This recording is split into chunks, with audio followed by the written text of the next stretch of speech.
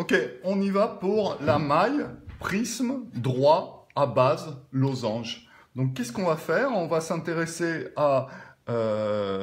c'est une maille hexagonale compacte, c'est une structure plutôt structure hexagonale compacte qui correspond à du ABAB.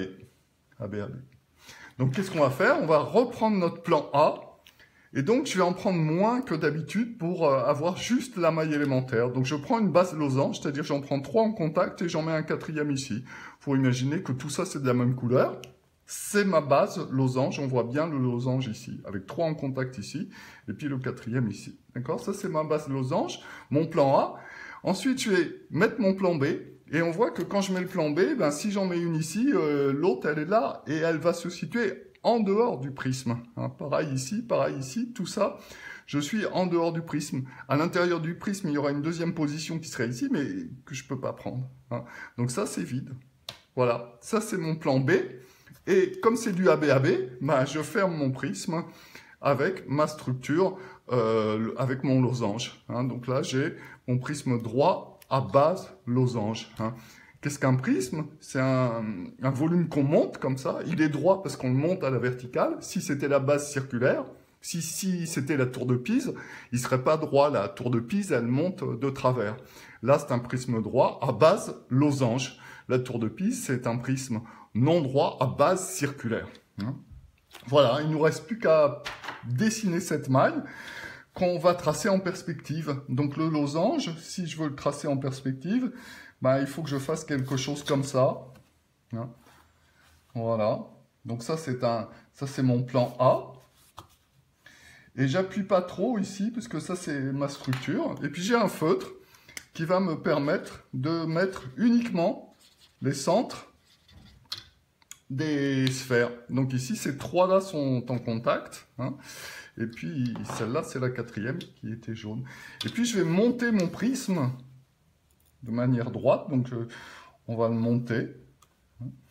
Donc ici, je monte de 17 cm, donc là, il faut que je monte aussi de 17 cm. Là, je vais monter même chose, de 17 cm. Et ici, c'est une arête cachée, donc je vais monter en tiret, d'accord? Donc ensuite, même chose ici, je peux effacer ici, parce que ça, c'est de l'arête cachée, donc ça part en tiret.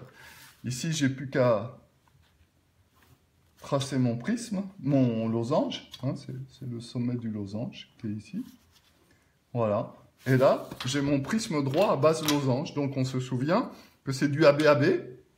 Et donc, j'ai encore ici, à nouveau, le plan A. Hein. Donc là, j'ai plan A. Et ici, j'ai à nouveau le plan A. Donc ça, c'est le plan A. Et ça, c'est le plan A. Et puis, il va falloir placer le plan B. Alors, comment je place le plan B? Ben, on se souvient, il faut que j'ai le centre de mon triangle équilatéral. Donc, pour avoir le centre de triangle équilatéral, ben, c'est pas très difficile. Hein. Je pense que vous savez déterminer le centre à partir des médiatrices. Hein. Je ne sais pas trop comment ça s'appelle. Peut-être une médiane. Vous prenez le centre... le milieu de ce segment, et puis vous joignez au sommet, voilà, et vous prenez 2 médianes comme ça, voilà. Et là, vous avez les centres de ces 2 triangles équilatéraux, et il va falloir prendre la moitié. Hein.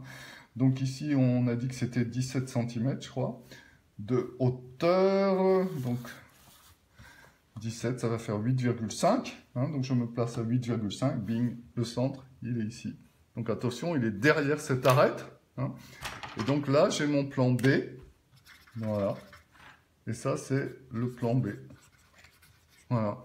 Et j'ai bien... Alors ici, ce qui est intéressant, c'est de mettre du pointillé pour bien faire apparaître... Voilà. Qu'il est au centre. Voilà. Et donc, voilà. Mon plan A. Mon plan B. Et à nouveau, le plan A. C'est du ABAB. Il ne nous reste plus qu'à prendre le poli et à regarder ce qu'on cherche à déterminer sur cette structure, sur cette maille, prisme droit à base losange. Le contenu. Alors, on peut voir que le plan B, c'est cet atome-là, c'est un atome par maille. Donc le contenu, hein, il y a un bleu qui est bien à l'intérieur. Et puis ceux-là, en fait, on peut les compléter. Ceux-là, on remarque qu'ils sont au sommet et ils sont communs à 8 mailles. Donc 1, 2, 3, 4 et puis celle d'en dessous. Hein, c'est comme un sommet de cube en fait. Hein, il est commun quand on passe. Il est commun à 8 cubes. Donc j'ai 8 sommets. Et chaque sommet compte pour un huitième, puisqu'en réalité, on n'aurait qu'un huitième de la sphère. Donc le contenu de cette structure, c'est 2 atomes par maille. Voilà. La bleue compte pour 1 et chaque rouge compte pour un huitième. On passe à la coordinance. La coordinance, on sait que c'est une structure compacte. Donc si c'est une structure compacte, on sait que si je prends le bleu là, il est entouré de 6 hein, dans son plan, 6 autres bleus, et les 6 autres bleus sont en dehors de cette maille. On leur centre en dehors de cette maille. Hein. 6 autres bleus, 3 au-dessus et 3 en dessous. On les voit bien là, hein, puisque c'est du AB, AB. 3 au-dessus, 3 au-dessus. Donc ça fait 6 plus 3 plus 3, ça fait 12. Coordinance. 12 plus proches voisins. Enfin, la compacité. Alors la compacité, c'est le volume occupé par les sphères. En tout, j'ai 2 atomes par maille, donc ça fait 2 fois 4 tiers de pi r cube, puisque chaque sphère a un rayon petit r. Hein. R, ici, c'est le rayon de la sphère. J'ai 2 atomes par maille, donc le volume occupé par ces sphères, c'est 2 fois 4 tiers de pi r cube, divisé par le volume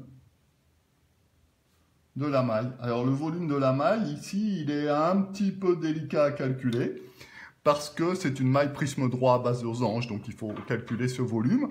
Ça n'est plus au programme, donc on ne le fera pas. On verra ce calcul dans la structure suivante, la structure cubique à face centrée. Voilà pour la maille prisme droit à base losange.